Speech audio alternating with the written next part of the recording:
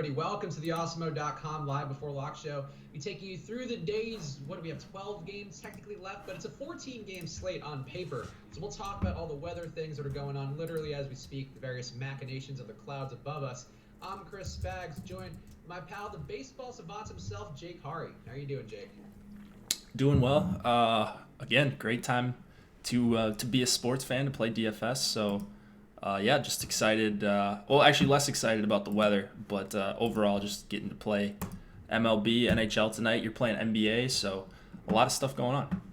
A lot of things to juggle at once, and if you're playing at home along with us, obviously a lot of sports out there with a lot of quality content you need in order to get the best lineups out there. So use that promo code LIVEBEFORELOCK on Awesemo.com. Get half off your first month.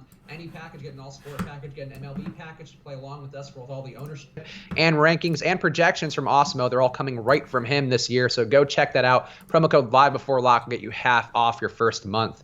All right, Jake, so we got weather issues. We have 2 games postponed, which I've already taken off the slate, but the Baltimore game and the Cleveland game are both gone. We're also expecting this Pittsburgh game to perhaps not go off, the Giants and the Pirates.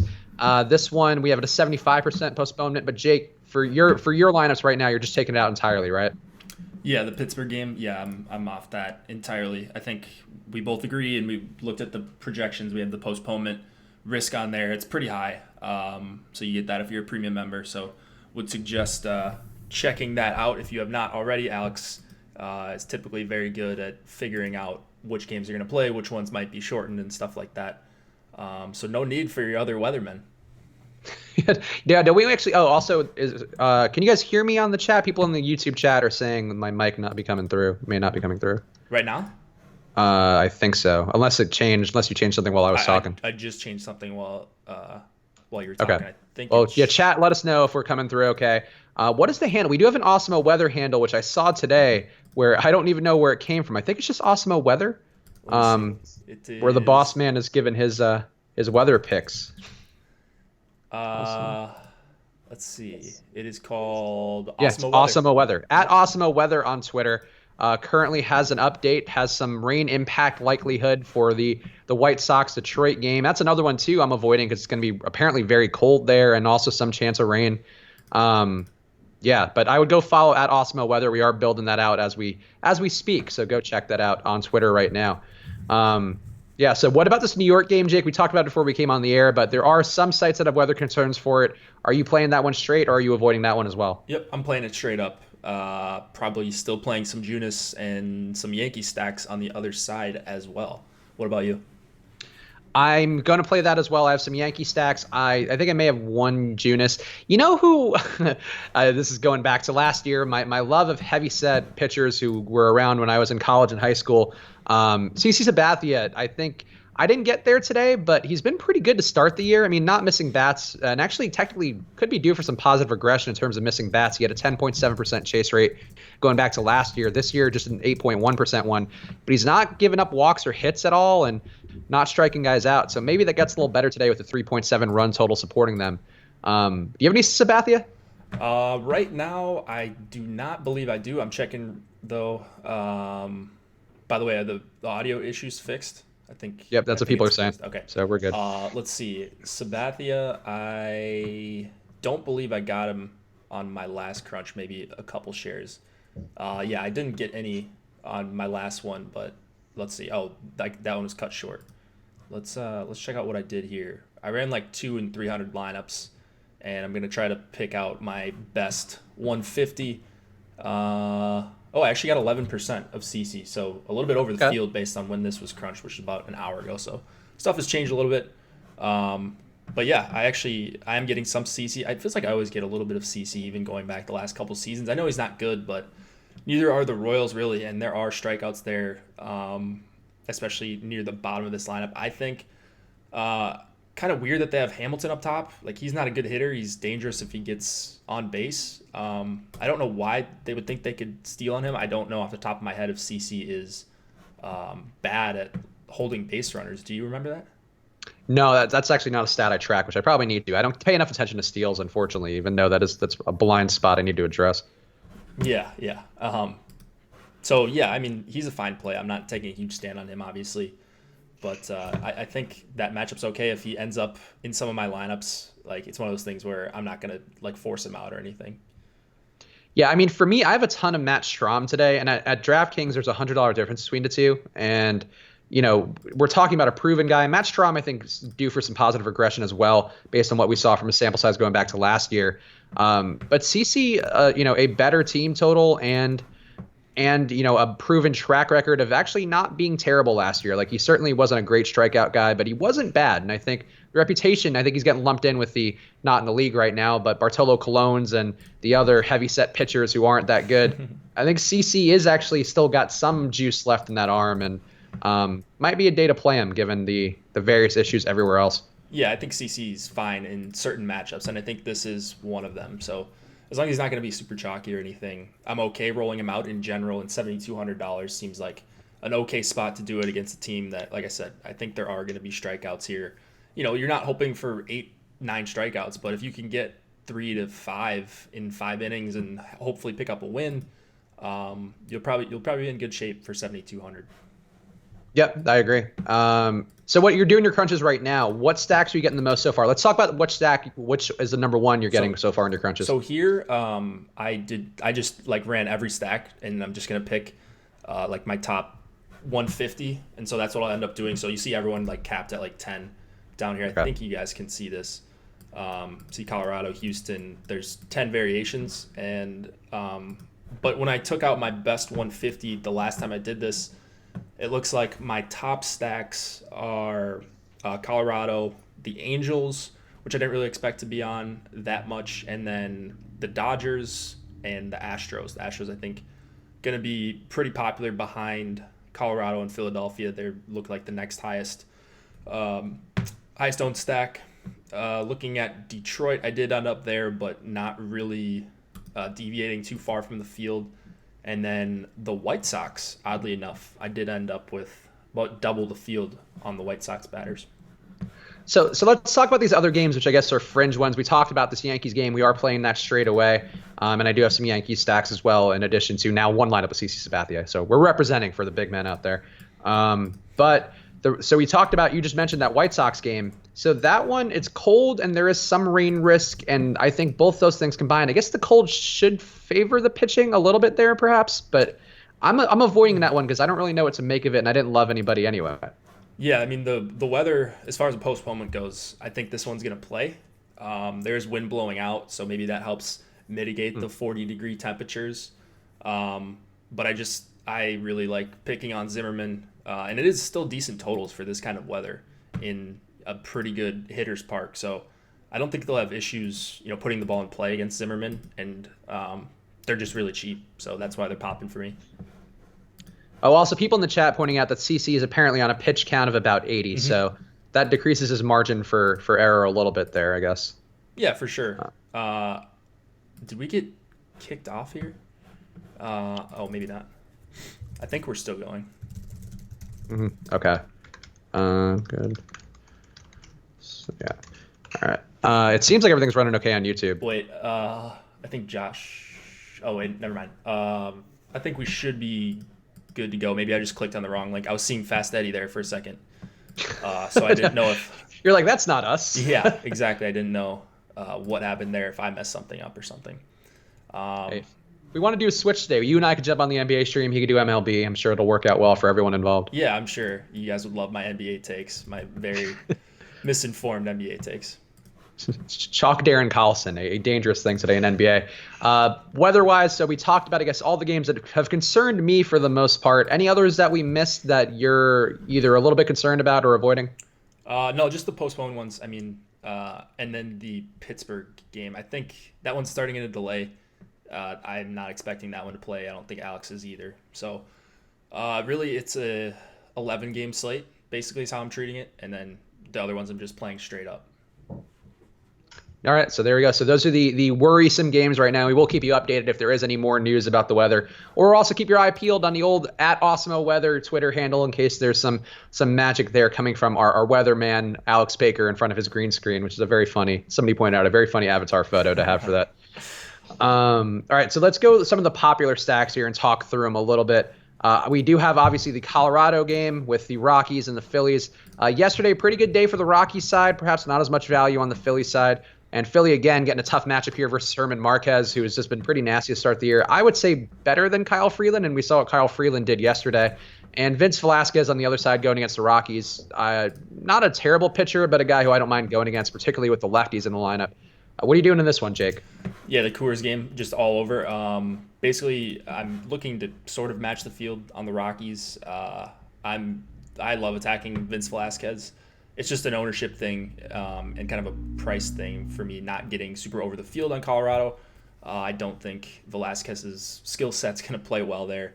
And then I obviously love Marquez. I know we were on him a bunch. We were just kind of riding him toward the end of the season. I don't mind taking shots on him here. I thought he was going to be like 5% owned. I think he was up over 10 or near 10 at one point, which is a little bit concerning. Like 8,500, you're not getting a huge Coors discount, and he can pitch well in Coors, but then you look at the matchup, and it's just not all that pretty with some of these guys like Harper and Hoskins. Real Muto, one of the best hitting catchers in the MLB. So I don't think it's a perfect matchup for him against a pretty patient Phillies team. Yeah, I think that seems like a fair take on it. I like Marquez, but I agree with his price being where it is. I mean, there are some cheaper guys I think you can go to, and obviously paying up for a little more safety. Because Philly, it is Coors, and they do have guys who have power, and Marquez, not a perfect pitcher versus lefties in particular. So Bryce Harper could give him some issues really with a ton of power going against left-handed pitching, and Marquez also 1.43 WHIP versus lefties compared to a 0.87 versus righties going back to last year. So that is a stark difference for Herman in the spot. Any Vince Velasquez for you? He's certainly not a pitcher who I would go to. I did have some Eflin yesterday that didn't quite work out, even though he actually was fine. He just didn't get any strikeouts. Didn't really accomplish anything. I think I actually did end up with some Velasquez. I'm going to let this crunch run in the background as the audience can see, and then we'll come back to it once I get to 100. I'll run 100 more different sort of stacks. I think I have 5, 2, 1, or maybe 5 threes in right now. I can't even tell, but wait, which game were we talking about there? The Philly court, Colorado game. Yeah, okay. Velasquez, I think I did end up with him, and it's more just an ownership thing. I think at the last update we had him at 0.2%, so he just snuck in a few lineups in that. I'm trying to get under an ownership cap, a total ownership cap, and a 0.2 owned pitcher that projects for double digits isn't the worst idea in the world. And Colorado just hasn't been very good. Bunch of righties in the lineup too. Walters is one of your lefties, so you could see a scenario in which Velasquez does well here. But again, for him, you're not getting that big of a discount for 6,700 on Velasquez, I don't think. Yeah, I agree. I'm not dying to go to Velasquez today. I mean, I don't think he has the stuff to get there. And this Rockies lineup does seem like it's coming together. Obviously, McMahon being back in the lineup yesterday as well as David Dahl. Both guys look good again today. McMahon, I have more of him than I probably should have, but his price is really good for this matchup. And Velasquez also noticeably worse versus lefties. And I like McMahon here, but it feels a bit like a points chase after he had the 2 home runs yesterday. Yeah, that makes sense. But I ended up with a ton of Blackmon on my first crunch. I'm sure that's going to end up happening again. So he's taking up a lot of the Colorado ownership as far as full stacks go, like 3, 4, 5 mans. I'm probably going to end up a little bit underweight, but way over on Blackmon for sure. Yeah, I mean, Blackmon the most due for positive regression out of pretty much everybody who's going to be in this lineup. I mean, Story and Arenado, they're not hitting up to the par they have of last year, but Blackmon just really bad. Hasn't hit a single home run to start the year. WRC plus of 37 so far in 2019. Not up to his usual numbers. And if he's going to get going, Velasquez is probably a good spot. 4% home run rate allowed to lefties for Velasquez. So I don't mind going back to Blackmon, but yeah, 20% ownership on DK. That feels about right. Yeah. I think that is pretty right. All right, so in these crunches, there's not going to be anything super interesting as far as stacks go because, like I said, I limited all my stacks to 9% because I'm going to be running more than 150 and then filtering out to get down to 150. So it looks like Verlander, we haven't really talked about him just yet, but what are you doing with Verlander? It's hard to get there today, honestly. Like I do have some of him. I don't know. Let me double check our ownership actually. I am. Yeah, I'm under the field slightly. We have him projected for 34% on DK. I'm at 25. I think it's a good spot. I just find it really hard to afford him. I have a couple lineups that afford him and Anibal Sanchez together, and that was hard. Like that was going to teams I really don't like. Like I think that one is with a red stack I had, which I had to hedge with going against Matt Strahm because I do have a ton of Matt Strahm today. But I think it's really not pretty to get to Verlander and anybody else who's an okay pitcher. Like if you're going Verlander and Vargas, it's doable, but going to Vargas is a really terrible play that I am making a little bit today. I just find it hard to get to Verlander and get to any of the good stacks. But what about you?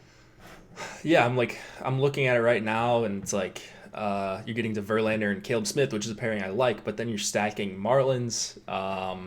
Looking at some of these other ones, Verlander, Junis, that's really scary. Junis's matchup.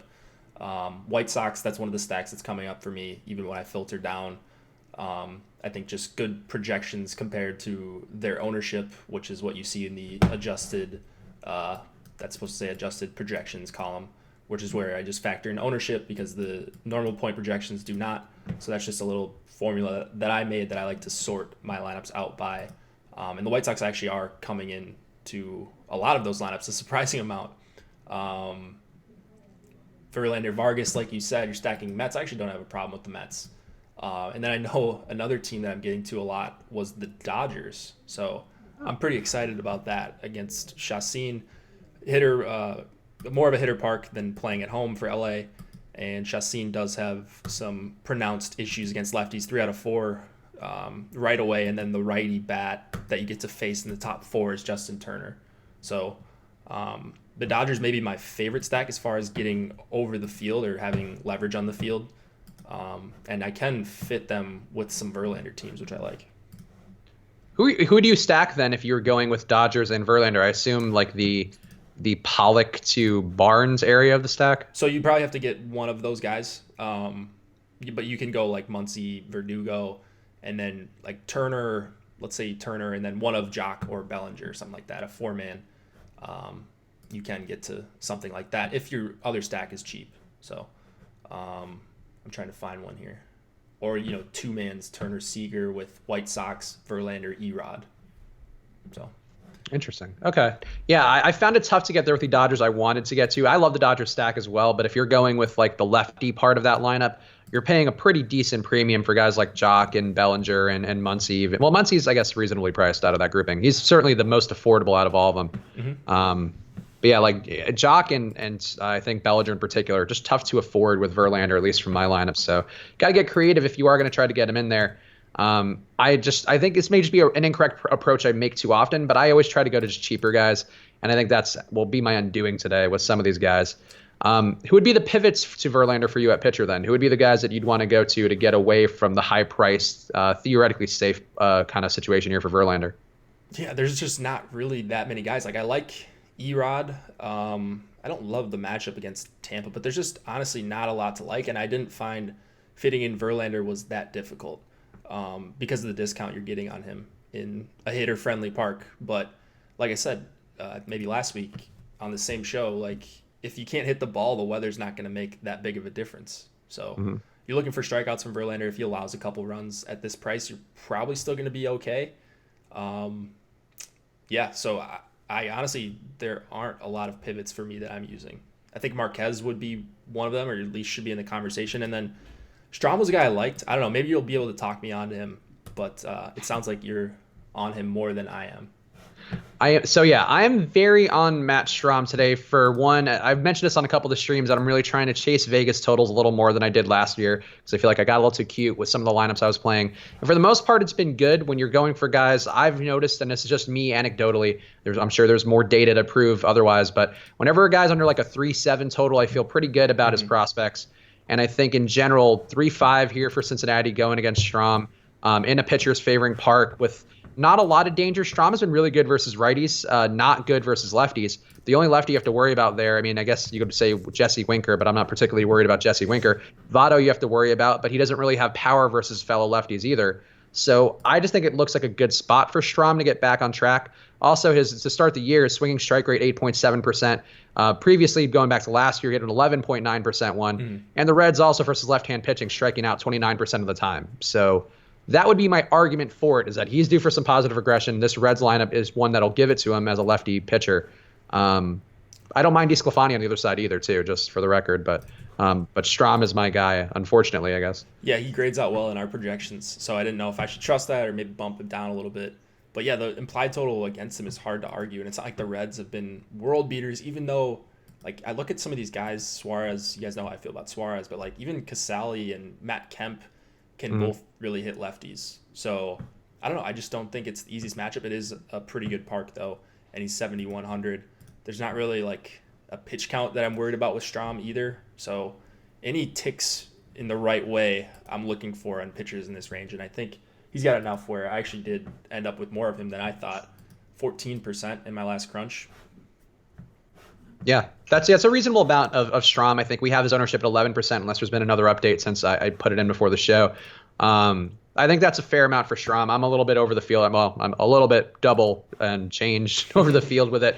But it's just because I had to make a stand somewhere, and Strahm is a guy I just feel like I've been trying to target guys who seem like they're due to get out a little bit better. And not a ton of home runs either given up by Strahm. I feel like that's encouraging. He is under league average to at least to righties, to lefties, giving up a little more, but in a smaller sample size. And as we talked about, the lefties there not having a ton of pop. So, yeah, I'm okay with Strahm, and it'll probably be one of my bad choices.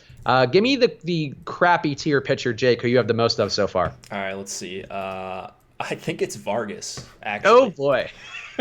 Yeah. It's really scary. Maybe borderline stupid, but he is 5,600, and if you're a guy that's 5,600 and like we've seen him capable of 20-point DK performances, I would take like 13 right now, or even like maybe 10 and be done with it. So he's got a propensity to get rocked for sure, but he's another one that's coming in at basically no ownership. And he allows you to pay up for some of these Dodgers bats. So he's the guy that I'm getting to in like the Verlander lineups where I'm trying to get Jock and Bellinger and all these expensive bats, or Coors, same thing. So he's a guy that's getting put into like the last guy in on my lineup rather than me making him a priority. So. Yeah, so this situation with Vargas and the Cardinal stack kind of confuses me because we don't have a ton of ownership on the Cardinal stack. So people clearly, I guess, think maybe Vargas is due for some positive regression, or they're just not getting there because there's enough teams over a 5 implied run total today where I guess you don't have to get there. But Vargas has been so bad. Let me just read off real fast his numbers so far to start the year. He has a 2.84 whip, which is the worst on the slate, an 8.17 xFIP, which is the worst on the slate, a 19.9 hits per nine, which is the worst on the slate. He is getting Ks at a 4.3 K per nine rate, which is the worst on the slate. His home run rate, 5.4% this season, not the worst on the slate, but close to it. Hard contact, 63%, worst on the slate. Swinging strike rate, 4.5%. Jake, what do you think that is? Do you think it's the best on the slate or lower than that? What was it? Oh, his hard contact? Yeah. His swinging strike rate at 4.5. Oh, yeah. Is Wainwright below him? Nope. It is the worst on the slate. Oh, okay. At least, yeah, Wainwright's at 7.6. So he, in fact, is some... almost double what Jason Vargas has been this year. Yeah. So there's a good chance Vargas is just cooked and he's just going to go out there for a few more starts and get rocked before he, retires or whatever. He's obviously not a good arm or anything like that, but again, it's just a price thing with Vargas. Super scary lineup. He's not. I don't want to act like I'm making him a priority. He was in 8% of my lineups. He's probably gonna be even less than that once I get to lock. So I think the thing with him is you can also argue, and this is the tough part about baseball, especially when you're like a tout or whatever phrase. I feel like that feels derogatory. Like you're offending our people by calling us touts, but like. Really, if you're in that field, like I could see the logic of going both sides here because Vargas can't be this bad forever. Like you can't remain in the major leagues and be this bad for an extended period of time. However, the Cardinals stack is looking pretty good here. If he does even maintain 75% of the awfulness, he would still probably be the worst pitcher on the slate, and you would still see a lot given up to these guys. So I have Cardinal stacks. I have Vargas. I think I have them in equal amounts. So oddly enough, I'm not getting to a lot of Cardinal stacks, which worries me, because this would be a spot that I would want to attack because Vargas is such a guy or such a type of pitcher that gets blown up very often, as we've seen with these early season numbers. But yeah, I probably should get some more Cardinals in there. That's something I'm going to actively look to do in the next half hour. An interesting little point here from Chris Sommerman in the chat, in the YouTube chat. We are paying attention to the YouTube chat and the premium Slack right now. So if you have any questions or comments or anything that you're seeing data-wise you want to throw our way, please throw it in there. He's saying it's a very pitcher-friendly ump in St. Louis today, and St. Louis has struggled with soft-throwing lefties in the past. So very anecdotal, a little BVP-ish, but the ump thing, maybe something to note here. Maybe Jason Vargas being the winning pitcher today for our guy McCarty, asking for the Paul Blackburn of the Night award for the pitcher who is the worst, who may end up in a winning lineup. I think it's got to be Vargas. Yeah, so, I mean, again, Vargas is a guy that you go to, or you don't go to, you just kind of end up with him because it just happens to you. It's like a bird crapping on your shoulder. Yeah, exactly. So if you want to fit in the expensive bats, if you are a person that prioritizes expensive bats, which is certainly understandable, I think that's probably a good strategy, just taking these expensive bats that are under-owned. And I think the Dodgers are going to be under-owned, so for me, that's why I'm getting to Vargas. Same thing with some of these Coors bats. I'm trying to fit in a lot of Blackman as well. So, yeah, that's why you get the Jason Vargas exposure that you have. Yeah, and I think that's a completely fair approach. I think that's, unfortunately, for some people it may be a little uncomfortable, but that is sort of the way you have to think about these slates sometimes. And the regression to the mean is always the thing. That's why, in general, we as a site, and obviously Alex Baker, Awesemo, would advocate for longer sample sizes, because the guys generally are going to perform up to that sample size. And Jason Vargas is bad, but he's probably not as bad as we've seen this year. Probably. I don't want to confidently say that. Yeah, he's very bad. I think that's fine. All right, it is the halfway point of the show, so we should do our home run picks. Yesterday, stupid Josh Engelman got back on the board with, you know what? I guess the upside is that it was with Max Muncy, his much reviled player that he had to take, and was correct. Unfortunately, Jock Peterson did not come through for me, but hold on, it's loading. But the big board I'll give you the updates on that as soon as Google Sheets helps me out. There we go. Looks like Makata is saying in chat, maybe Pittsburgh is a little bit better of a chance to play now, based on the last update. Huh. Interesting. I'm not going to get there now, to be honest, because we're doing a show, but I like Bumgarner, I think, as a pivot to Verlander. He's not, the strikeout stuff hasn't been there, but Pittsburgh strikes out so much. Could be interesting. Man, I think I got to Bumgarner initially this morning, but isn't he getting ownership? Let's see. Got him. Never mind. He's not getting. Yeah, he's probably come down because people thought it was going to be postponed. He was I think high teens before, maybe, if I'm remembering correctly. He's under 5 now, so that's why I just kind of look the other way when I see Bumgarner, and he's going to be chalky and expensive, and he was going to be those things. But now, I mean, if you think Pittsburgh's going to play, I still don't think it's a great chance. I probably wouldn't take a $9,500 pitcher there, but I don't really have anything to do with Bumgarner right now. All right. Well, so the home run chart start the year, we obviously do give these dong picks. It's been, honestly, this start is much worse than it was last year for us, which I'll admit. I don't know how we've theoretically gotten better at our jobs. We've done this for an entire season. I have so much data on my sheet. I have all these different models and stuff. Josh obviously does, Jake does as well. And yet in first place, and not that EMAC doesn't, but EMAC in first place right now are 3 out of 6. It might be just beginner's luck. Maybe we're just old hands who can't do this anymore. I am still tied with EMAC in terms of number 1 overall home runs, 3 for 12. Josh is 2 for 10. Jake, the 0 for 10 start the year. Who's going to get you off the schneid, Jake? Hopefully a Dodger. Do you want me to go? Yeah, I'll let you go first. All right. I will take, let's see. Let's go to my exposures here. Who's my highest owned Dodger right now? All right. I'll take Corey Seager. Ooh, Corey Seager. Okay. I feel like based on Jock not getting a home run yesterday, I should just take him again, but I won't do that. Got some real jerks on the top of my home run model.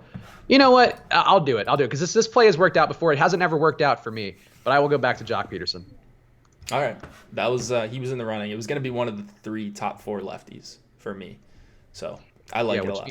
Which means today it'll be Cody Bellinger hitting another home run. A big Alex Verdugo day forthcoming. I kind of like Verdugo. The amount of times this year, Jake, that I've had guys hit home runs around my guy has been really infuriating, but validating, but infuriating. Yeah, that's always a fun one. My guys, I swear, like 4 or 5 times so far, my guys have hit homers like the next day on a day game. It's unbelievable. So maybe if we make like a 24-hour rule, I'd be doing a little bit better. But yeah, cannot get him on the right night. Here's a good question from Sean Mitchell. We don't talk a lot about cash with baseball, which is, similar enterprise to all the other cash game sports, but can have some variation. He's asking who'd be the cash game pitchers you think today, let's say on a two-pitcher site. Cash game pitchers on a two-pitcher site. Verlander, right? It would have to be Verlander and maybe Erod. Man, he seems scary to use in cash. Yeah, like I would go Anibal if you can afford him. He can blow up. We haven't really talked about Anibal yet. Yeah, I mean, so he's a dude I like a lot. I feel like every pitcher going in to face the Marlins it's been a get well spot for pretty much everybody who's done that. And Anibal still has the stuff. He just hasn't had great results this year. So, and again, team total supporting him. So I'm going Anibal a lot, and I think 20% projected ownership on DK. That seems about right for a cash game pitcher, and less risk than Eduardo, even though Eduardo's a little bit cheaper. Yeah, it's amazing that we're saying Anibal Sanchez has less risk than anyone. Because this, literally 3 years ago, this was a guy that you stack against all the time. Like 75% of his starts, the opposing team would be a top 3 owned stack. And now I don't know if he's reinvented himself. I honestly can't even remember, but this would be a spot where you would be comfortable using him at 8,100. Marlins just strike out so much. I think over 30% against righties this year. Yep. A lot of righties in the lineup too. I think he's sort of splits neutral, so maybe that doesn't do as much as you would think. But yeah, just a lot of really bad bats on the Marlins. So if you're looking for 15, 18 points, which is probably what you're looking for out of him, he'd probably be an okay option. He's just kind of expensive for me in cash. Yeah, a little bit. But I mean, like the alternative to me would be going to a guy like Strom or DeSclafani, and I don't think you'd want to go to those guys. They're not owned enough, I think, for cash. And yeah, I could see DeSclafani if you wanted to get there, but yeah, I wouldn't advocate for somebody else's lineup for either of those guys. I'd rather go Sanchez. And yeah, as you mentioned with Sanchez, 31% strikeout rate for the Marlins on the other side. And Sanchez is not starting the year well, to be clear, though. That is one caveat, I guess. He's got a 1.5 whip, 5.1 xFIP, and not getting strikeouts either, just 6 Ks per 9 compared to 8.6 compared to the last year and change. So not the best, but still not giving up hard contact. Swinging strike rate, chase rate also down a little bit, but one would expect this spot here. Again, it's a get well spot, so that's what I would hope for him with a 3.7 run total supporting him. Yeah, it's hard to argue against the total. So like when in doubt, you take a pitcher that's not crazy chalk against, or with the low total against him. So that's why I'm kind of okay playing a DeSclafani, even though I can't stand him. And like Strom, I'm okay with as well. I think I'm more okay with Strom. Our guy Makad asking the premium Slack, how much German Marquez or Herman Marquez are you getting today? Right now I have 6%. That's probably going to stick around there. I think that's plenty. He is a huge, high upside, like crazy talented arm. So would you be shocked if he has a 25-point outing in Coors? I mean, I wouldn't. The guy misses bats with the best of them going back to the beginning of last season. So, yeah, I mean, you're getting a stud at the Coors ownership discount, a little bit of a discount on DK. It's just a tough matchup. So that's my only thing. I don't know that this is like a huge K upside spot. Yeah. I mean, like he's been getting enough swinging strikes, and I really do think the fact that he's better versus lefties and better versus righties and they're rolling out a righty heavy lineup helps him out a bit there.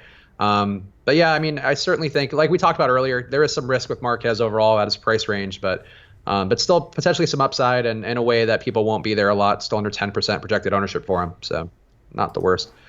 Let's see, what other stacks do we need to hit on? What other stacks are we getting that we haven't talked about? Houston, duh. Yeah, I don't know. Do we need to talk about Houston that much? I mean, Smiley, a guy. Play some Houston. Play a good amount of Houston. Yeah, just get creative with your stack. So let me see if I can get a good example here. We don't have ownership on Tyler White right now, but like play a Chirinos or a Tyler White. I mean, Chirinos is going to be chalky, but just maybe don't play 1 through 5. Just don't go 1, 2, 3, 4, 5. I think a lot of people are going to start their lineups that way, especially if they're hand building. So with your stacks, just make sure you're being a little bit different, or pay attention to the stacks you're playing them with. If you're going 4-4, maybe don't play Houston with Colorado. Although that you would really be forced to spend out on pitching, so maybe that's okay. But like don't play Houston with another cheap stack that everyone else is going to play. Like, I think the Angels are getting some ownership or something like that. If you're building limited lineups, would be my advice with them. Because I have no problem playing chalk, especially on a, 12, 11 game slate. It's big enough where it's going to be enough spread around that you'll probably be okay. You can get different with the rest of your lineup pretty easily. But yeah, just be aware of what you're doing if you do choose to stack Houston. Yeah, and I think one guy in particular jumps out. Yuri Gurriel projected for just under 5% ownership, so nobody's going to be on him. It seems like based on the stack right now, everybody's going to be going, as Jake mentioned, Springer, Altuve, Bregman. A lot of people are going to be skipping Brantley because they don't want to do the lefty-lefty matchup. And then they're going to go to Correa and to Robinson Chirino. So, again, as Jake mentioned, if you want to differentiate, go to Brantley, go to Gurriel, go to Tyler White, and that'll make your lineup instantly a little bit different. And that's what the tournament goal is. Make your lineup same to the field and the success the field's having, but differentiate in 1 point or two and get a little bit more. That's what the great ones do. That is one thing that a lot of people don't figure out in DFS, even after years. And it's really a simple thing that if you do that more often than not, you'll probably be doing better than you are currently. Let's see. Oh, here. Hot take, Ryan Cordell goes deep and stays hot. Ryan Cordell popped up very close to the top of my home run model. And I don't even have him in a single lineup. And honestly, I'm not even sure what team he's on. He's on the White Sox. There we go. Let's see if I ended up with this guy. I got 1% on my last 100. He'll probably end up in a couple lineups here and there because I do like the White Sox. Yeah, that's why I ended up with him because I was skipping that game. But yeah, you know what? Not a bad spot for him. I mean, limited sample size, but he's been really doing well this year, if nothing else. 20% home run rate for Ryan Cordell to start the year. That'll probably drop off. Yeah, I would say that's going to drop off at some point. just a skosh. He might go down to 19%, so be careful. Yeah. All right. What else? What other stacks have we not talked about? The Milwaukee side of the Dodgers game, perhaps a little interesting. Ross Stripling not immune to blowups. In fact, he blew up while I was doing a stream with Josh, I think, one of the days, and he would have really preferred if Ross Stripling had a good day, and in fact, he did not and got smoked. The Brewers lineup is scary. Like, I don't mind going to some Brewers here. I think I have a couple of stacks of them and a couple one-off Yelich's as well, and Moustakas'. And actually Grandal's. I think overall there are a couple ways to go to these guys as one-offs and hope they get a pop off of Stripling. But what are you doing with the Brewers? I haven't really thought about the Brewers all that much. I'm okay like targeting a bat or two against Stripling, but he's not necessarily a guy I love targeting against. I know you're going to get Brewers at pretty low ownership, it looks like. So there's always, like when you have Yelich and Moustakas and Kane and Grandal, Shaw, Thames, like you've got a lot of power in that lineup. So it makes sense to go over there. I just don't love attacking Stripling. He's not a guy that gives up a ton of hard contact or anything like that we like to target. So we could build a Brewer stack and see how it looks if you want. I got the lineup builder pulled up. Oh yeah, let's do it. Well, that'll fill some time, and maybe you can. So I don't have it with the grades up. If you want the grades, you got to become a premium member. I've got it blurred out and the ownerships and all that stuff. As you can see, to view rankings ownership, please sign up, log in. You can make this lineup on another sheet maybe, or on your laptop, and then you can give us the GPA. If you want to do that. Wait, am I making one against you? No. We'll make the same lineup, but I don't have. I don't have we were the competing rankings. all of a sudden. No, I don't have the rankings, but we can make a stack of any team and see what it comes out to, rather than give everyone every single ranking on the screen. Yeah, I have to imagine a Brewers stack probably would not grade out that well. So what we did yesterday with Josh is we made one and we just tried to get the highest GPA we could. We ended up with like a 2 which was not the best. I think the stack was okay. It was the Rockies on there ended up being better than they seemed like they would have been perhaps. But yeah, and then I think the part we had Chris Stratton in that one, so that part was not the best. No, we went up to Freeland. No, actually that would have been. It was actually a pretty good lineup now that I think about it. Jake, if you're building a lineup, do it with the lineup builder. If you were building a lineup in that lineup builder of ours, and of course use that promo code live before lock to get half off the first month if you want to get access to it. Which stack would you go to first? Let's say a 5-man. Got to go with my Dodgers. I was just thinking about that. I'm going to pull them up right here. All right, so we've got the Dodgers pulled up on the screen. Let me make sure you guys can see that clearly. Yep, you can. So what I would do is probably start with Jock, Seager, Turner, Bellinger. Who do you want out of Pollock, Verdugo. We can't play Muncy because first base, third base. Maybe we could if we need the extra salary and take out Bellinger. But so we got the top 4 in there. Which out of 5 through 8 would you like? I'd go Verdugo. Verdugo? All right. Yeah, I like the lefty matchup here. We talked about it before with Chacin. Chacin really bad versus lefties, not striking him out. And Verdugo, not a crazy amount of pop, a little bit under where you want him to be in terms of his ISO, but still been doing well, and he'll have guys on base for him most likely. Yeah, that's the hope, right? If you're playing the stack. What do you like for a mini stack? We can go a 2-man, or we can go just close it out with a 5-3. Anything you see here? 3-man. I mean, what's a 3-man we can actually afford? Well, we don't have pitchers in yet, so. Oh, okay. If you want to put in like a Verlander, we could start there, or we could put in like an Erod. If I were gonna, let's put in Verlander. Verlander. All right. So we got Verlander at 10-4. Now we've got 4K remaining for a pitcher, catcher, second base, and outfield. Is that what you have as well? That seems like that'll be tough to get all those guys in with a second pitcher. This is why you go to. This is where you go Vargas. You want to go Vargas? Let's go Vargas. You want to try it? All right, we can try it. We'll go Vargas. So if I imagine his rankings cannot be that good. No, there's no way. If you can stomach that, then you've got a little bit of salary to play with. 34.66 per player for 3 more guys. Catcher, second base, outfield. Let's see what we would look at here. Who's got a go to it? An Angel stack is going to be one that's not great, but Lucroy is a guy I know who's popped up because of our projections a decent amount. You want to put in Lucroy? Yeah, he's cheap. Right, so let's put Lucroy in as our catcher, and then we can. We're not going to be able to get in Trout, so we could do a 2-man elsewhere, 36.50 per player. Oof. So that's like we're talking Reds or. Ooh, I see. Maybe. Ooh, we can't fit in. We could go Kemp for 3,500 or Puig for 39, and then we just have to one-off again our second baseman. Unless we want to do Peraza in the 9th spot.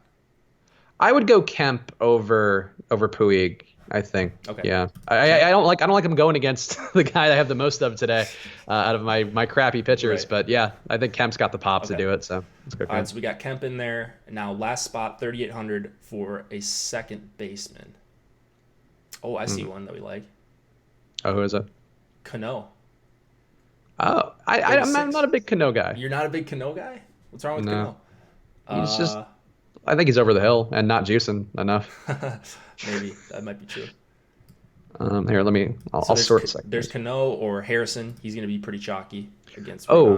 Yeah, because his ownership should come down a little because of this postponement stuff. So I liked Harrison, but I didn't get there because of a lot of ownership and the risk of postponement. But Harrison, I think, is a good one. Does he have risk of postponement? Oh, in Detroit. Well, we thought he did before. Got it. Or I thought he did rather. Sorry. No, that makes sense. I'm thinking of him on Pittsburgh, but he's not on Pittsburgh anymore. All right, so this is our lineup. $700 remaining. Did you get the GPA for that? Oh, I thought you were doing it. Oh no, because I don't have the grades up there, but I could do it maybe on the other screen. Let me see. I can't. My bad. I was confused by the process. Last time we did it, Josh just did it on his end. Yeah, well, Josh is giving away all the premium stuff to the That's the true. freeloaders. That's Josh's big flaw in life. He's always giving away the goods for free. He is giving up the goods for free. All right, let's see if I can make this lineup quick. Then I'll start my crunches. I should probably get a move on that. So we had Dodgers, Peterson, Seager, Turner, Bellinger, Verdugo. I think we went Lucroy, Kemp.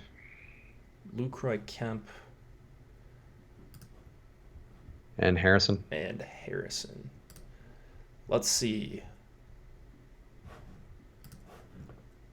Oh, wait. Our pitchers were Verlander, good. Vargas, bad. A pitcher. He is a pitcher. What do you think our GPA was?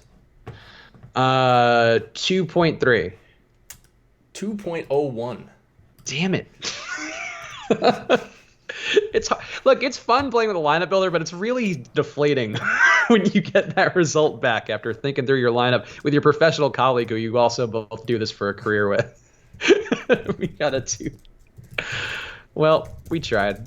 Yeah, that's the thing. I mean, and a 2 GPA lineup could win, but Yeah. You'd like that to be a little bit higher if you are relying on this. If you are relying on Alex's analysis to carry you to profit. So, yeah, cool. Do we have any ownership? I was kind of stalling for that. Let's We see. do. Just got it just now.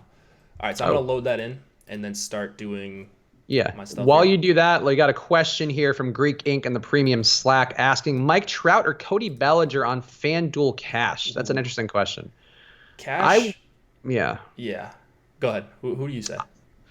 I would still favor Bellinger just because Trout, I feel like it's too easy to get around Trout now because his lineup being so terrible. Like I think they're willing to walk him over and over again, at least from what I've been observing on a day-to-day basis. And I'd rather go to Bellinger because you can't do that to him. And again, the lefty matchup versus Chassin is about as good as it gets. Right. I don't know. I mean, for me, I think it would be Trout just because, they can try to get around him, but the way you get around him is not usually by getting him out. So he's going to be on base. That's big in cash, obviously. True. You're paying up for that floor, whereas Bellinger's a guy who could strike out a bunch of times and be very frustrating. So more often than not, if the question is cash and it has to do with Trout, it's probably Trout.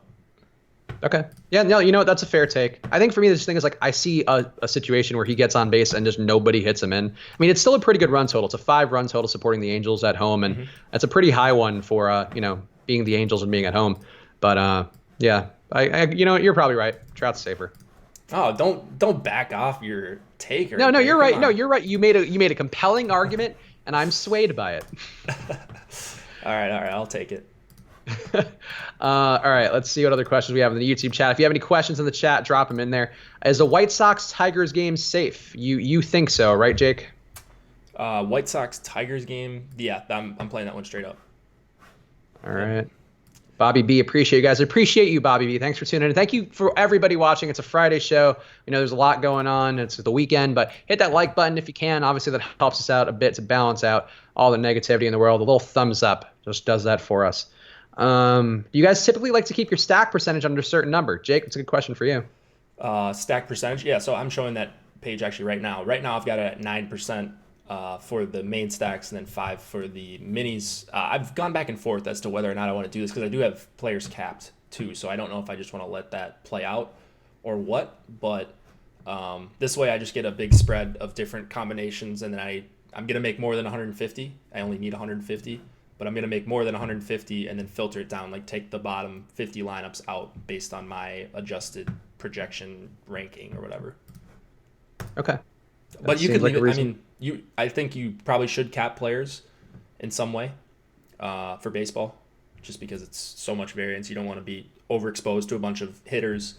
But over the long, I think you should cap players. Stacks is debatable, I think. All right. YouTube chat. Oh, there's an interesting question. Would you go with Paul Goldschmidt or Ryan McMahon for DK cash? Paul Goldschmidt or Ryan McMahon? That'd be probably Goldschmidt. Goldschmidt versus a lefty that doesn't strike guys out. That could bury Vargas before he even gets started. Yeah, so McMahon had that good return to the lineup yesterday, but overall his numbers really aren't that impressive. So I would also go Goldschmidt and just pay a little more. It's a nice spot for McMahon, and I certainly have a ton of McMahon tonight because he fits, and the dual position eligibility for DraftKings is pretty nice. But I think his numbers not even remotely in the same ballpark, no pun intended, as Paul Goldschmidt. Nice.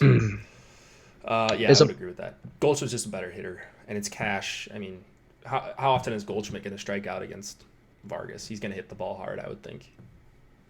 Yeah, probably not many. That would be my guess. Let's see. Which stand are you the most embarrassed to be making tonight? Speaking of Vargas, maybe Vargas. My combined Jason Vargas and Matt Strom stances are a little heavy for a professional person who does this every day. Yeah, I think that's gotta be clear number one. I would think for both of us, the Vargas part. Yeah, I think, and it's not like I'm going 8% on a guy that's going to be under 1, so it's not the biggest stand in the world. The stand, flip that around. What's the stand you're most excited about? For me, it's the Dodgers. Yeah, you know what? I think it would be the Dodgers, and to be honest, it's also my Matt Strahm stand. I think he can have a good day, and I hope he's resurgent today against this Reds team who's not that good. I feel like having him at 10% ownership at 25 or 30 or whatever I ended up at, that could be a big difference in making lineups today. Sure. If it doesn't go hideously poorly, which it may very well. Sean V. Marquez can't pitch in Coors, about to get shelled. Of course, there are 2 times a year when he actually does well in Coors, so maybe this is one of those two. Sean V. Always good for a hot take. I'm not as great with pitch type stuff because I don't pull that data. I find it kind of distracts me from the stuff that I need to focus in on more. But I know he does have good pitch types for Coors, and from people I've heard who are much smarter talk about this. And in general, I just trust him. He gets a good swinging strike rate, and ultimately that's what's going to get you through in Coors more than anything. And having a little bit of experience, we saw with Kyle Freeland yesterday. Kyle Freeland doesn't have the best stuff, but he knows how to navigate a lineup in Coors, and I think that's its own skill. So I don't feel the same way about Marquez. Yeah, Marquez is just so talented for me. Like, I'm pretty much okay playing him wherever at this point. If his ownership's going to be around 10%, like, he's just too good of a pitcher to not be owned on a slate that's not very good pitching outside of Verlander. So, and he's in a tough spot too. It's a tough park against a team with power, and Verlander challenges guys. So it could go really poorly for Verlander. It also could go really poorly for Marquez. So I'm kind of talking myself into playing more Marquez, but I don't know if I'm going to get there, unfortunately. Take a big Marquez stand. Have some fun. Live a little. Oh, I did multiple times last year. I was fine playing Marquez and Coors, and I still am. I think he's that good. I think his stuff actually works fine in Coors as well. So I think I disagree with Sean B a little bit about that, but I guess we will agree to disagree. The gentleman's move always. Let's see. Oakland completely unowned against Stroman. Any thoughts on them? That did jump out to me. Stroman has not given up a ton of home runs over the last year, so that kind of made me pause a little bit with my stacking of Oakland. And I do like Oakland stacks a lot, but I think with this many teams with a 5-point plus run total, it's a little bit hard to justify them going against Stroman, who's not good, but not getting shellacked the way you'd want him to be. So that's why I didn't get there. But what about you, Jake? Any A's? Just not a great park. And a pitcher that is good, a good real-life pitcher, a guy who does get a lot of ground balls. And yeah, there are a bunch of other better spots that I'm targeting heavily. I'm basically going to get everyone for like 2-mans and 3-mans to some extent, but yeah, I probably won't end up with a lot of main Oakland stacks, if any at all. All right. Are you doing some crunches over there? What are you getting percentage-wise with the people? The people? So I'm just finishing the 200th lineup right now. And what I'm doing is just sorting by my adjusted projection that I've come up with. Let's see, Cruncher going slow. There we go. That's what I like to see. A bunch of Vargas, Verlander up top with a lot of Dodgers. Cano one-off. Okay, so here's a lineup for you. Verlander, Vargas, Lucroy, Trout as your 2-man. Cano one-off. Not a Cano one-off. Wait, is this a 4-2-2? What's going on here? Anyways, it's Muncy, Turner, Seager, Pollock with Cano, McNeil. Yeah, I don't hate it. Look, I could be wrong about Cano. So here's why Cano gives me pause. So far this year, 253 on base percentage, 192 batting average, 137 ISO, 59 WRC plus, not hitting home runs either. So I think Cano, to me, like Cano is always the weak part of Met stacks, and we've talked about them before when they've been on slates in good spots. I do like Met stacks quite a bit, but Cano is always the guy where I'm like, oh, you're gonna suck, and usually he does suck. I think that's why I don't get to Cano as much. But I guess if we're looking at the lineup though, like where else are you gonna go? Like you could go down to like Lagares maybe and wrap it around, but it's probably better just to go to Cano. Yeah, exactly. All right, let's see what else we got question-wise. So it looks like I didn't have my stack pitcher with hitter stack unchecked, so I'm rerunning it again, but it'll be pretty similar. Actually, I guess this doesn't matter, but the start of tonight's game through the Giants and Pirates will be delayed due to inclement weather is a notification I just got. Yeah, we knew that one, right? Yeah, I thought we did, but I didn't know if there was like another re-update, but I assume that's the same delay. Let's see. Okay. Zigbar fights Sora Kingdom Hearts 2, whose name is always very long and is difficult to say. 100% Oakland for him. winds blowing out, hotter weather. All right, look, that's a take. You got to play it. I think especially on a slate like this, if you do have an inkling, you see something in a lineup that you notice like we're not saying or the deeper dive guys aren't saying or whatever other shows out there, if whatever, like I'm trying to think of a fake name to give somebody, can't even come to mind, but whatever lineups you're hearing out there that people are giving or discussing, if people aren't talking about one and you have a vibe for it and you're playing like a max 20 or especially a max 150, get your stacks in there and hope, because baseball's all variance. For sure. Yeah. It's a fail sport, right? Yeah. Even the best hitters are failing more than 70% of the time. Well, I guess 70% of the time for the most part. Sometimes more. Let's see. Castellanos due for a dong. I really wish I had more of this game and the weather didn't scare me away before we did the show, because I do think the Detroit stack. Somebody actually asked me on the comments of the Four Corners video, which if you're not watching, please do that. It's a short form MLB kind of analysis video that I do every day. This Detroit stack actually kind of interesting going to this spot here. Like a lot of guys here who hit pretty well. I think Rodon's a little scary. He certainly has decent stuff, which has gotten better as time has gone on, and starting the year also pretty well. But I think these guys can get some stuff done today. A lot of guys getting on base pretty well. A lot of guys with good batting averages against the lefty. Like I think this Tigers lineup may be interesting today. The cold doesn't help though. Yeah, the cold rarely helps, but I think that's going to lower their ownership just a little bit on some of these guys. So I'm targeting more White Sox in that game, but I can understand why you'd want to get to some of these righties against Rodon. Yeah, there's definitely some potential there. So I don't hate the talk about Castellanos. Here our guy Sean V agrees with Anibal Sanchez, and also the fact that he started his career in South Florida. Sure, Sean V loves a very specific narrative. He loves it. Sean V though saying, I like Caleb Smith. Caleb Smith, I don't think is a bad play. I do have a couple national stacks just because they're going to be underowned and the total isn't great, but they are a good hitting team. But Caleb Smith's been pretty nasty to start the year. 14.3% swinging strike rate, not giving up hits, 11 Ks per 9. So I don't mind Caleb Smith. Did you get to him at all? Yeah, I did get to like 30% Caleb Smith. He's just one of my favorite guys. You guys always hear me talking about the missing bats as far as Smith. He's got a bunch of pitches that can miss bats as well. Maybe not the best matchup for him either, but I'll just take the talent. Like similar to what I think you can do with Marquez, but I just kind of made my stand on Smith here tonight. Yeah, that's a strong take, and I certainly don't mind it. I think I should have gone more Smith. And I think especially with a lot of Sanchez, like they're pretty much the same price, $100 difference on DK. It's certainly easy to get there, and they're projected for the exact same ownership as well. And actually, is there a projection? Oh, Caleb Smith actually does project decently better according to Awesome's projections. Yeah. Let's see. Reading the premium Slack. All right, nothing too great. YouTube chat, back to you. Reverse splits for Caleb Smith. That's not really true, but Profar. Jordan Zimmerman against that White Sox lineup. Thoughts? I did mostly avoid this game, but Jake, any Zimmerman for you? I don't think I ended up with Zimmerman. I like the White Sox side of that quite a bit more.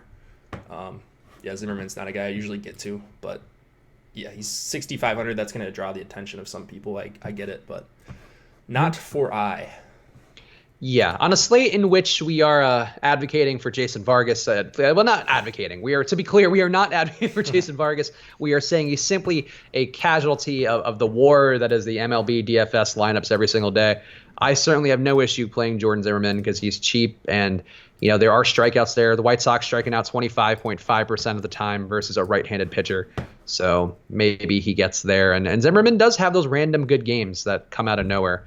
And as we mentioned, the cold should benefit him a little bit, as well as Carlos Rodon. Yeah, for sure. Anyone playing Ozuna? Ozuna, a perfectly fine part of that stack, but not a guy I'd go to as a one-off. I guess he could too. Yeah. I mean, you can play bats against Vargas for sure. Don't act like you can't play bats against him. I'm playing some. It's going to be a lot of Goldschmidt and DeJong against him, but also I think Ozuna, especially if you're full stacking, like I said, this guy can get blown up at a moment's notice. Yeah, and I also don't hate. I feel like Jose Martinez is Ozuna is a protector for less ownership than Martinez, but both guys under 5%. Like this stack overall just underappreciated, and And it doesn't make sense to me that the stack will go underappreciated, but people aren't playing Jason Vargas. Like, I think you got to take one take on that side. Like, you got to pick one side or play both, like Jake and I are both doing. Yeah. But I think it's weird to me that we're not going to have much ownership on him or on Vargas. Like, Vargas under 1% projected right now. Yeah, that's kind of crazy. I think for any $5,600 pitcher without a pitch count, like, there should be some ownership just for the sake of using uniques or like it's baseball. Weird things happen. Vargas, bad pitchers throw 5 clean innings against good teams like the Cardinals. Like, it happens all the time. So for 0.2% ownership, he's the guy that I'll take a stance on. And I would be, Zimmerman too, if he was going to be 0.2% owned at 6,500, I would do that as well. Oh, here's an interesting. So this is a guy who was mentioning in the premium Slack. Where'd it go? C Dome mentioning Aaron Brooks is taking me to the promised land. Aaron Brooks, not a great pitcher, but also a guy who I have a little bit of as an SP2 just because he's cheap and he works and he fits the criteria of all these guys that we're talking about. And Toronto does strike out a good amount versus right-handers, so I don't mind Aaron Brooks. And quarterback Aaron Brooks was pretty good for the Saints a while ago. I don't think it's the same guy, though. Yeah, he was pretty quick, huh? Yeah, he was fat. He was mobile. He was a mobile quarterback before that was like a thing, and he could throw it too. I was like a baby when he was into the league. That hurts. That hurts a little. I heard you when you mentioned like you hadn't watched Rocky to EMAC. That kind of hurt me, but the fact that you did, you were a toddler watching Aaron Brooks, a little upsetting. Yeah, no. The thing with Brooks is he doesn't strike guys out. He has a strikeout rate of 5.5 K per 9, which again, still not as bad as Jason Vargas this year, but still pretty bad. So you're not getting a lot of strikeouts. You're going to have to let the Blue Jays would have to manufacture strikeouts on their own, which not impossible, but probably not a ton of upside for Brooks. You're just hoping everybody else blows up. Yep, that's my thing with him. So I couldn't have put it better than you did. I always forget how to pronounce her name. Sorry, Kanwa. I think it's Kanwa. Kanwa's dad had Cashner yesterday. That was a person who Josh and I talked about who, like, just looking at it throughout the show, I think it might have just been like Stockholm syndrome. We talked ourselves into Cashner by the end a little bit, and he had a perfectly acceptable day. Wasn't in the tournament winning lineup because Urias had that nice day that balanced everything out a little bit. But, yeah, if Cashner could have been in a winning lineup if Urias didn't have that day. Yeah. Crazy things happen, like I said. So hoping for some crazy things in the Vargas camp tonight. If we are going to talk ourselves into Vargas more, that Cashner thing in particular is the most direct comp to Vargas, where it's like he's bad, but he's not that bad. And Cashner was like less bad by this much, where you could say like, all right, he's due to kind of be slightly less bad one of these starts. And that was yesterday. Yeah. I mean, he's going to have 10 good starts a year or like serviceable starts. So.